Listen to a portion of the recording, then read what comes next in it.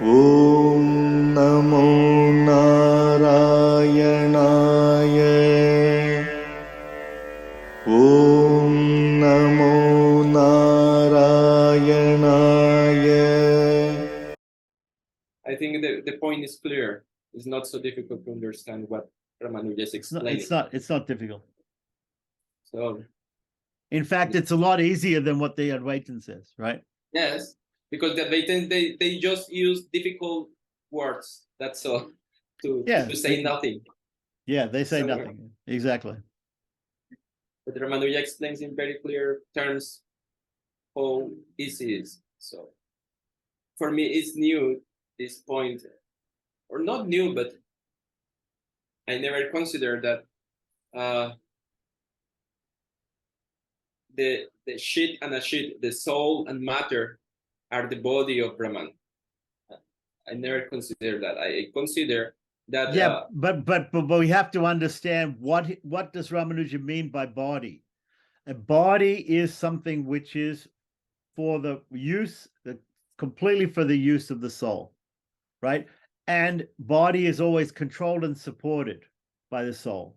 God is the owner, he's the controller, he's the supporter, he's the maintainer, and the body and the soul, our body and our soul, are completely for his use only.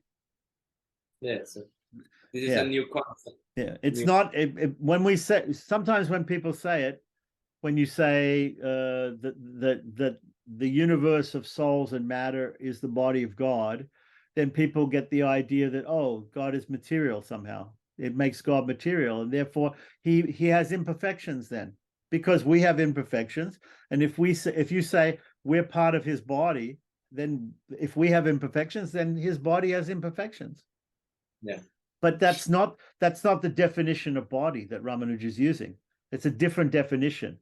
The definition of body, according to Ramanuja, is only, for this purpose, right, is only, I mean, we might use, in regular talking, we might use some different definition of body, but his definition of body, as understood in the Antaryami Brahmana, right, of the Brihadaranyaka Upanishad, is that thing which is wholly supported and controlled by the soul.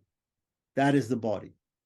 So we call it a body. We say we're the body of God, but we are a thing.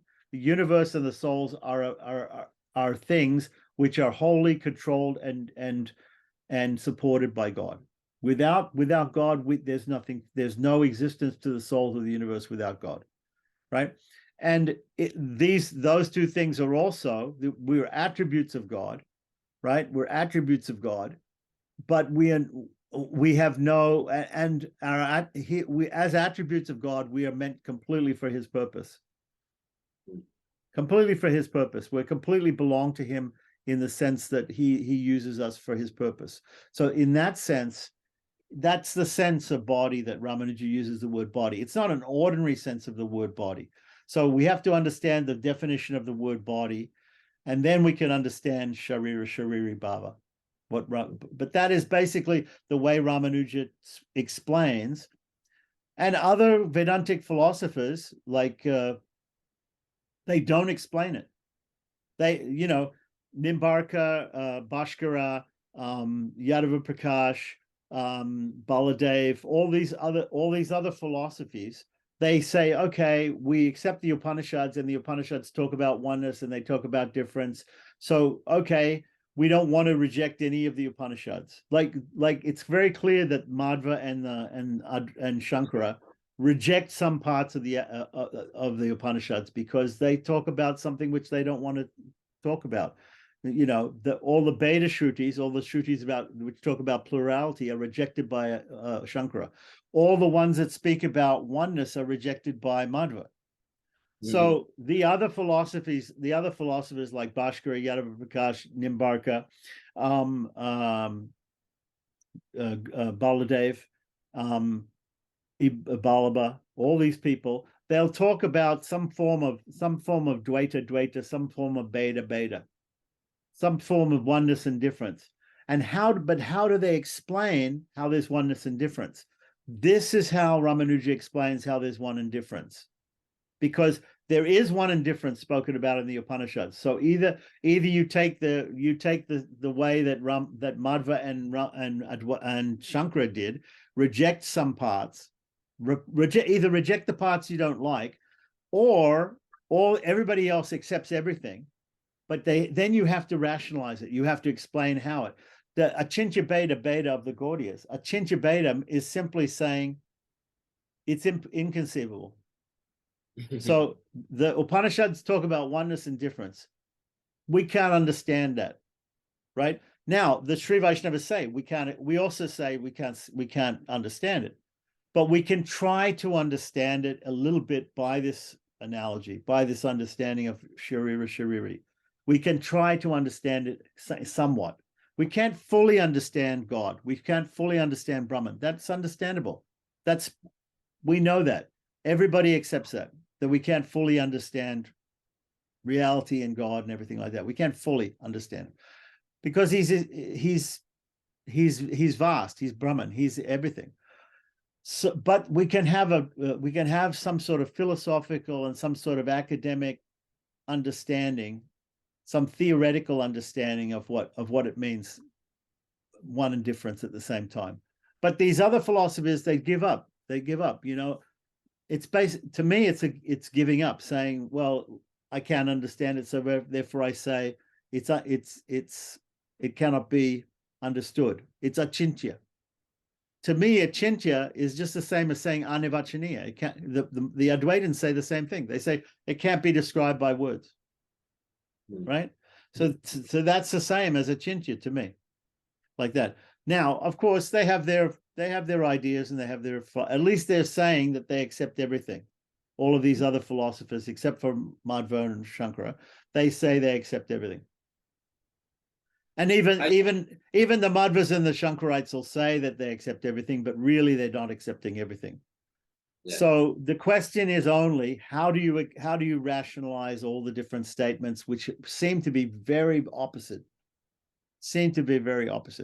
And Ramanuja comes up with this brilliant idea from the statements themselves, just by going through it line by line and in context, and explaining, if we understand by this Antaryami Brahman idea that the universe of Chit and Achit are attributes of the Supreme Brahman, like that, are his body.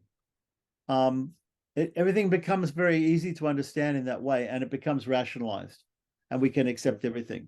So otherwise you have to go through these very difficult types of rationalizations where you either say we can't understand it, or we understand it to be like this or to be like that, but it's not really satisfying. Yes, I just wonder why Madhva, he didn't accept the philosophy of Ramanuja, because it's quite logical. And I understand that the Mayavadis, the followers of Sangraha, they just accept one part, that's okay. But Madhva, they generally say that they accept everything, and they accept as the most authoritative thing the Shruti, but they reject a big part. So Madhva comes after Ramanuja. Why he didn't accept that? Because it's he didn't come that long after Ramanuja, and he lived in a different part of India. So we don't know how much he knew about Ramanuja's philosophy. Maybe if we study Madhva in more depth, we can find out whether he actually had read Ramanuja's philosophy. But at the same time, he has his ways. He has his reasons for saying what he. Well, I don't know. So we have to go into it. We have to see what he says. I don't know how true is that, but I hear that Madhva considered Ramanuja the incarnation of one demon, and he destroyed his philosophy because he didn't like that Ramanuja is like some kind of that he accepts everything. So Madhva said no. Where did you hear that they consider Ramanuja to be some sort of demon? It was in a seminar that gave this scholar. What is the name? It's a Gaudiya. A Gaudiya scholar? Yes. Satyanarayan, not Satyanarayan. No, it's from ISKCON. Oh, from ISKCON. Okay. All right. So, all right. What's his name? That's fine. He So gave- some ISKCON person. All right, that's fine. Maybe he has some reference, or maybe he doesn't have some reference. I don't know. I mean, look, if you want to study the differences between their different philosophies, we have to start out by talking about pramanas, right? Because I have a very interesting book, which is a Madhva's book, and he